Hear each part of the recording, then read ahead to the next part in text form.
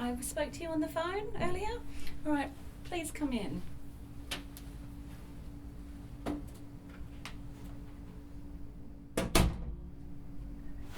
Please come and take a seat. Thank you so much for coming here today.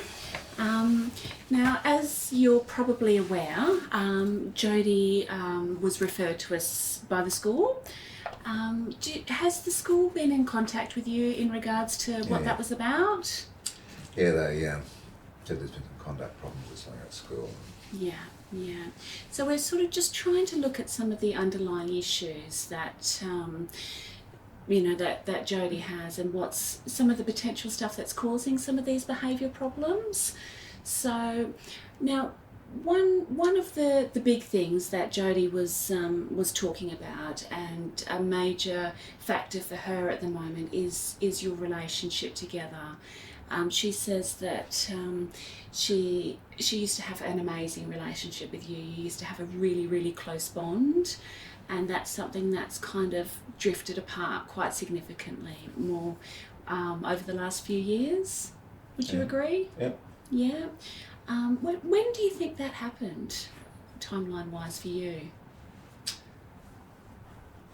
I think it happened when Jodie started hitting puberty, but she thinks it happened when Mum, my wife's left. But yeah. Mm-hmm. When Mum left. Okay. And things had kind of progressively been deteriorating since that point. we have a big issue over my discipline, or my strictness, I suppose, and I just Jodie thinks I'm doing it to be mean to her, and I give her curfews to come home, and who she can go out with and who she can't go out with, and she thinks I'm being like a Hitler or something. See? You are, though. Do you think I do this because it just gives me fun or something? Why do you think I do it? Why do you think I do this? I just want to ask, why do you think I'm like this? Because when Mum left, you weren't any longer in control. You weren't in control anymore. You want to control me now. You know? You just can't deal with the fact that Mum didn't want to be around anymore. And you just want to be in control of your life and my life. Never around you. Do you really think that? Why else would you be like that? Oh, Jodie. That's so not true. Could you maybe tell Jodie what's going on for you?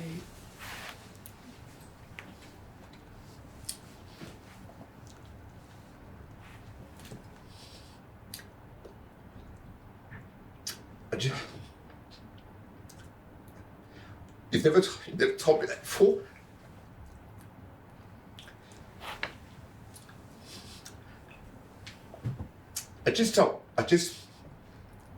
She's all I've got. And I just don't want you. I just don't want her to get into trouble, and I just want to protect her, and I just don't want her to She came home, didn't you? You came home 6 weeks ago, and I was the biggest villain in the world. She came home and she smelled in a pot and drank alcohol, and because I went off about it, I was a big idiot. Like, I'm not supposed to worry about it. It's only pot. It's like cigarettes. It's not so bad. You did it when you were a kid, I'm No, sure. I didn't. I smoked cigarettes. I never smoked pot. Same thing. No, it's not, Jodie. No, it's not. It's illegal. People go to jail for it. You don't go to jail for smoking cigarettes. I don't want to see you with a police record. The moment you get a police record, there's all these jobs you can't do, and you've got a record. I don't want to see that happen because I love you. You think I don't? I love you, all right? Jodie, can you see what Dad's saying? He's from my perspective, if you don't mind, Jeff. Dad is quite upset. He's, you know, obviously wants to protect you, and he's not quite sure how to do that. Am I right in saying that? Can't do anything right. Just can't do anything right. Okay. He's worried about, you know, you using drugs and alcohol and staying out late at night. Okay. Yeah. Or maybe I wouldn't have to go out and party if you let Sarah come round. You know, if she was allowed to come round, then I wouldn't need to go out to parties to hang out with her and her stupid brother. I don't really care about that stuff. Jody, you came back. You came back from that Sarah's place, and that's when I could smell the pot on you, and you've been drinking alcohol. So that's why you think that I'm being. That's why I don't want her around here, because I think she's bad for you. It was her brother that gave me the smokes pot. And was Sarah there?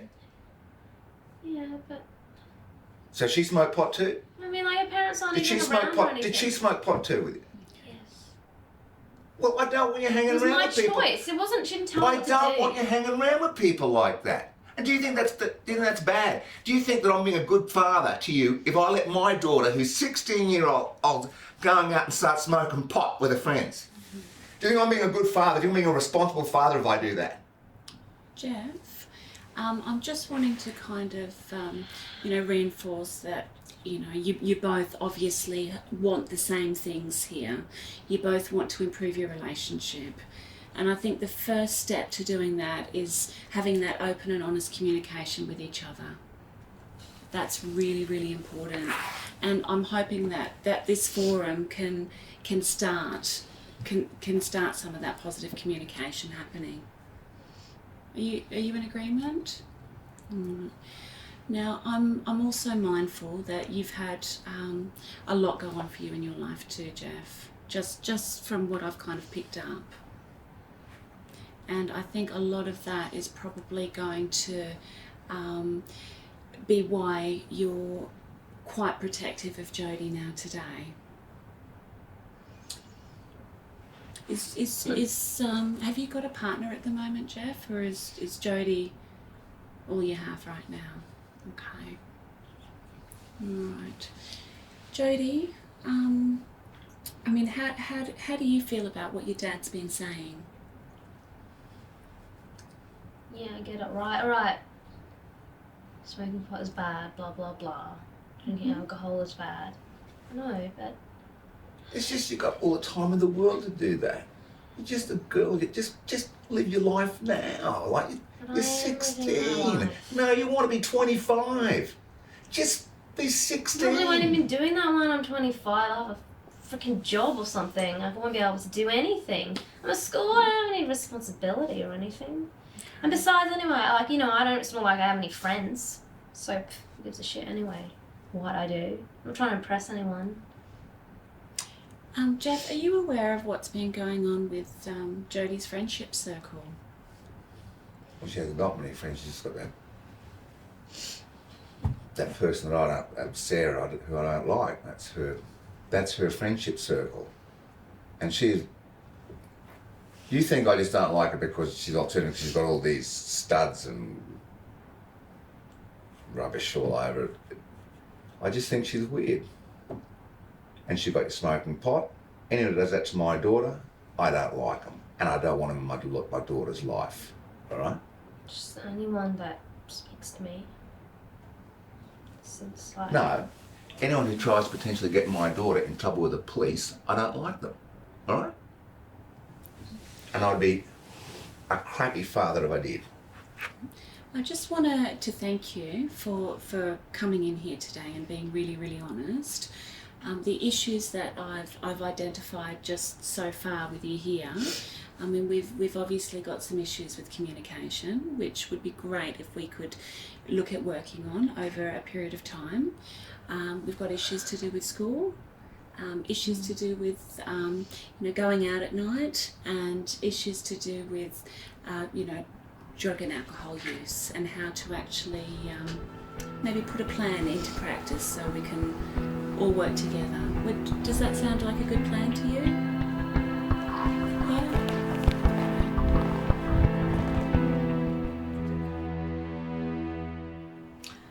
So I suppose right now what we're going to do is, in your role, not as the personas, but as the actors, asking a few questions about what you felt was happening with the process that we did today. So Katrina, would you like to start out, maybe? Jeff, could you talk us through some of the helpful processes that you noticed in the interaction of that session? Yeah, for me, who I am too, rather than just being the character, is that I like to be talked to, especially by a professional person, in my own speak and not in speak. All of my bells go off at that kind of stuff. Oh, this is just out of some manual, rather than the best person being a human being to me. Because I want to talk to a human being, I want to talk to another person. Were there any other sort of indicators or processes that were helpful?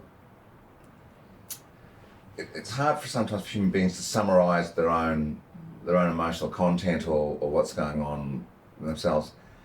And Nisa did a great job of that. I thought it wasn't divorcing me by way of speak, if you know what I mean, but a lovely job of making it concise and to the point of, yeah, that's exactly what's going on, and I couldn't have put it better myself. That's got it in a nutshell. In the jargon, we call that a reframe. Ah, okay. Yeah, because in fact what she's done is she's picked up on your emotion, but also too, she actually checked with you. Is this what you're feeling? Yeah, that's right. And then actually named it. Yeah.